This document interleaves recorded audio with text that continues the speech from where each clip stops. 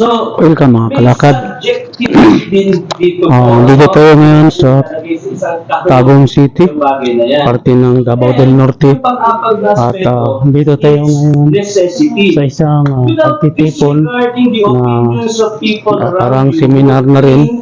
Kay hindi parang seminar talaga ito sa isang church na nakabase at may mga lecturer galing sa city or sa Manila, Luzon, hindi ko pa alam. Kaya ito nandito tayo at naimbitahan para mag-attend seminar ito at kasama na din yung pag-record natin, pag-video sa kanila para makuna natin ng record ito at makita sa ating YouTube channel. So ayan, sa oras na ito, time check muna tayo. Ito ang oras nito ay alas 9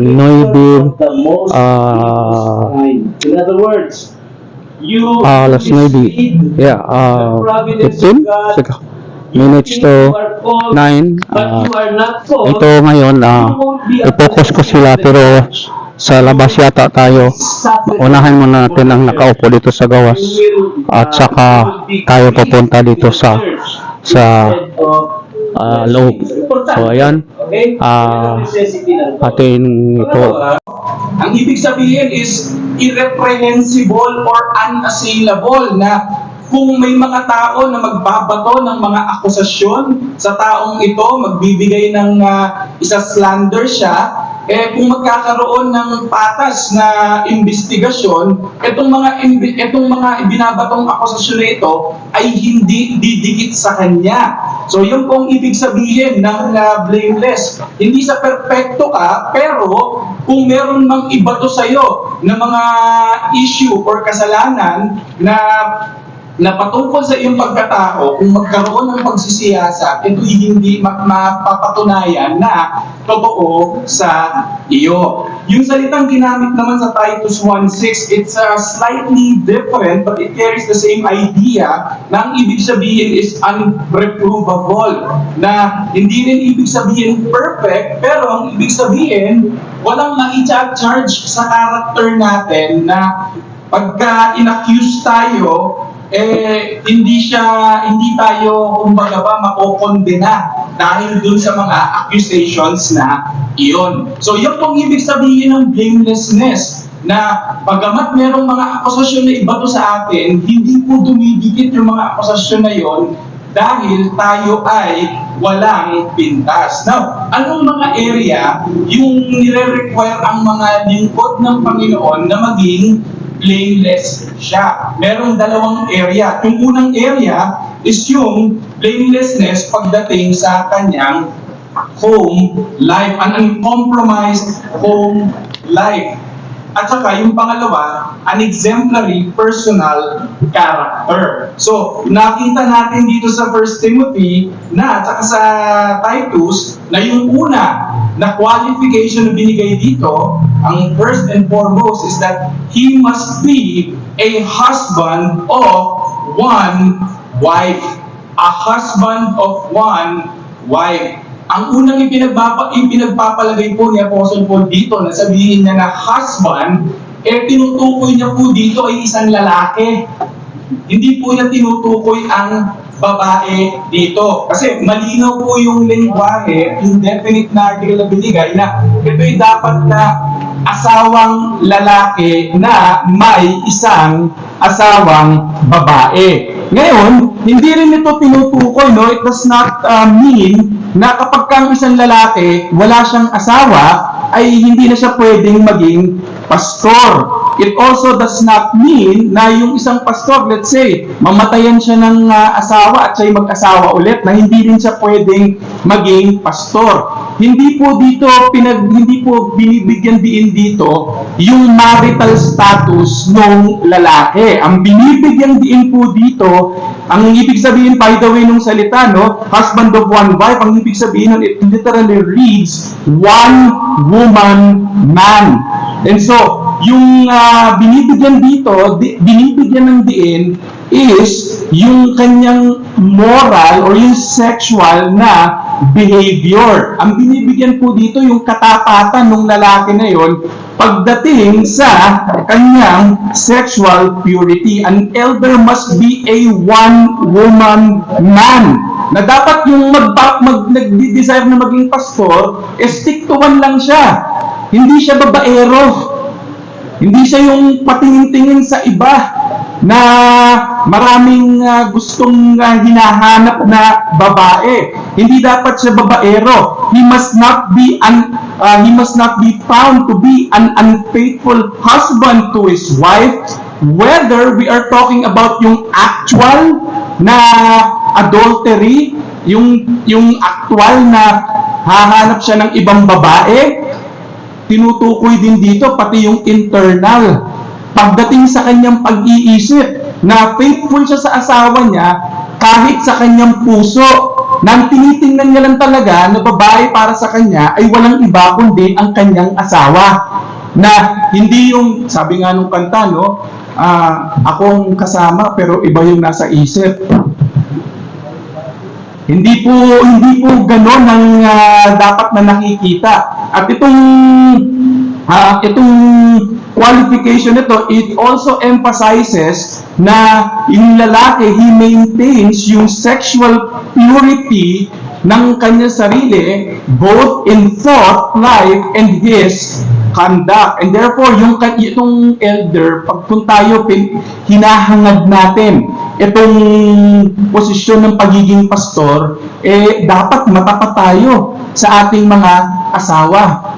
Na tanging ang asawa lang natin ang siyang tinitingnan natin, siya lang ang minamahal natin at wala ng iba. At ina-uphold natin yung sanctity ng marriage natin na hindi tayo humahanap ng iba. At malaking bagay po itong qualification na ito, no, nung binitawan ni Apostle Paul ito sa 1 Timothy, kasi nasa konteksto sila ng polygamy sa Ephesus. And therefore, you would only imagine how hard would it be kung ang pastor, no, marami siyang asawa. Ang mga pastor dapat maging modelo tayo ng faithfulness sa ating mga pinapangunahan. Hindi maaaring mangyari yun kung marami tayong babae. So, ang primary na binanggit na qualification, pinakauna sa lahat, ay yung pagkakaroon ng isang asawa lamang na nagbibigay diin ng faithfulness, yung fidelity, at saka yung kanyang pag-uphold ng sexual purity. Pero hindi lang yun. Secondly, yung blameless na character din natin ay dapat nakikita din, hindi lang dun sa relasyon natin sa bahay, kundi sa asawa natin, kundi sa ating personal na mga character. At dito nga, hindi ko na po babasahin siguro lahat ng mga nakalagay sa atin, pero ang ginawa ko po ay grupo ko na lang yung mga qualifications na nakikita natin. So, ang isang makikita natin na kailangan para sa mga lingkod ng Panginoon is that one, he is marked by a sober mind. That he must be temperate. Ibig sabihin, sober. Ito yung tao na clear-headed, yung para siyang tao na yung hindi nakainom ng alak. Di ba yun ang tawag natin? Anong Tagalog naman? Yung hindi lasing. Hindi siya intoxicated, clear-headed, malinaw ang kanyang pag-iisip. So, malinaw siya mag-isip dahil hindi siya nag-govern ng kanyang mga passions kagaya ng alak.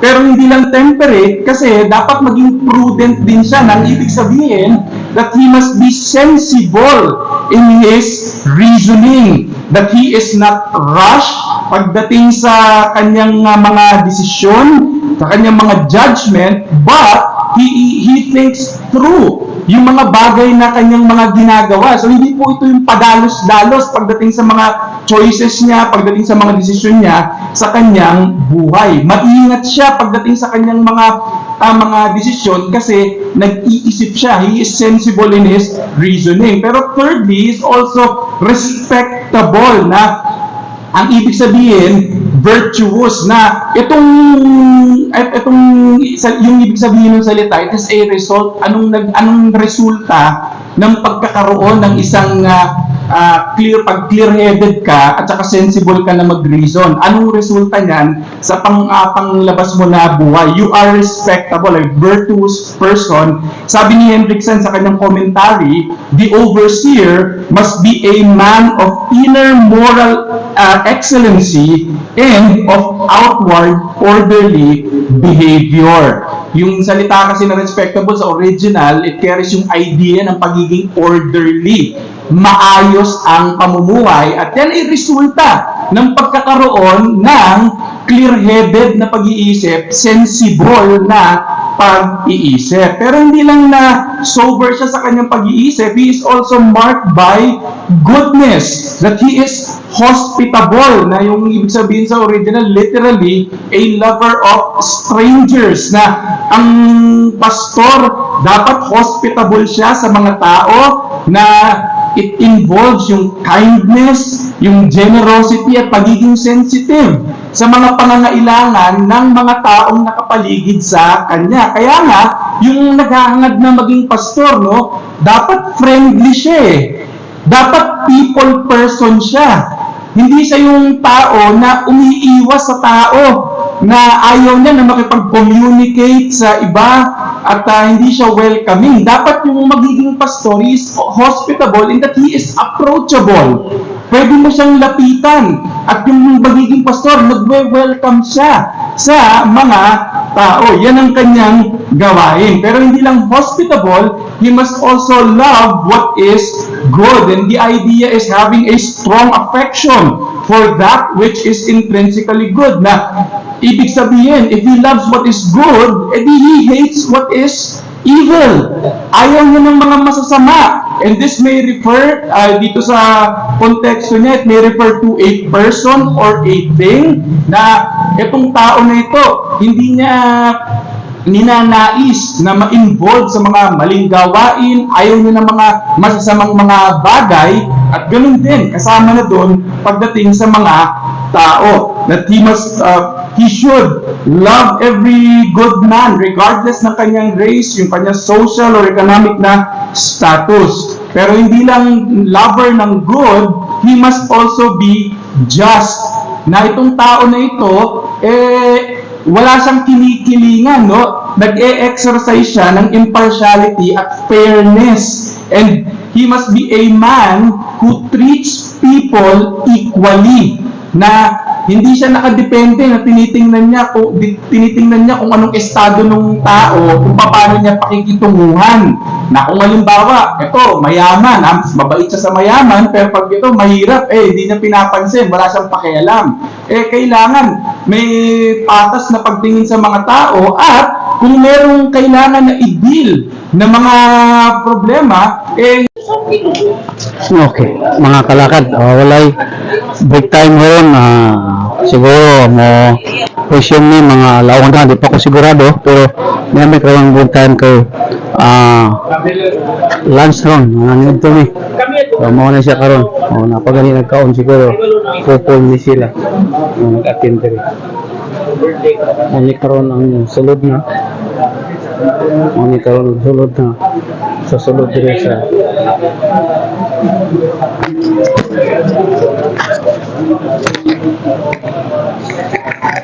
ilibot siya. Ilibot muna tayo mga kalakad para makita. Ito na tanghali ito. Ito sila ngayon yung halian. Ito sila tuyok lang mo man. Tuyok din. Makita tibok sa konti. Salamat kayo, salamat. Karon nag-start lang para sa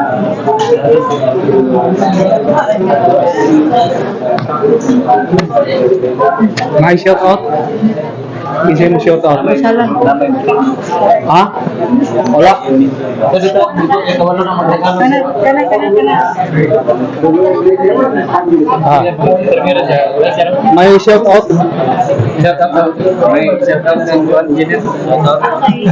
Ha?